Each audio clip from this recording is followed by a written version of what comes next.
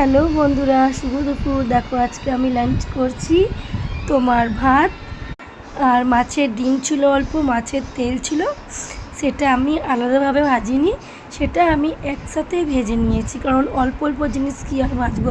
তো দেখো ভাবলাম আজকে চলো শেয়ার করি। তো মাছের তেলটা আর ডিমটা দিয়ে ভাত খেয়ে নিলাম, আর দুর্দান্ত, খুব সুন্দর টেস্টি ছিল। সামান্য পেঁয়াজ আর নুন আর হলুদ আর কিচ্ছু দিই নাই। আর এই যে ওটা হচ্ছে বাটা মাছ আর বড় কাতলা মাছের মাথা, দুটো মিশিয়ে রান্না করেছিলাম একসাথে, কারণ বাটা মাছ অনেক ছিল আর মাছের মাথাও অনেক ছিল।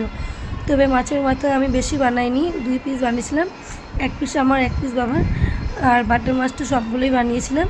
তো দেখো আমি আগে মাছের মাথাটা দিয়ে ভাত খেয়ে নিচ্ছি। আর হ্যাঁ, ডাঁটা আলু সবজি হয়েছিল, তবে আমার ডাঁটা আলু খেতে ইচ্ছা করে নিই, কারণ সামনে আছে মাছ, ডিম, তেল, তাই কি আর ভালো লাগবে ভেজ। তো আমি এই যে দেখতে পাচ্ছেন খালি আলু নিয়েছিলাম, তো 2 পিস শুধু আলু নিয়েছিলাম আর কিছু না। যে দেখতেই পাচ্ছেন খুব সুন্দর টেস্ট ছিল আজকের রান্নাগুলো, মাছটাও ফ্রেশ ছিল, মাছের মাথাটাও খুব টেস্টি ছিল।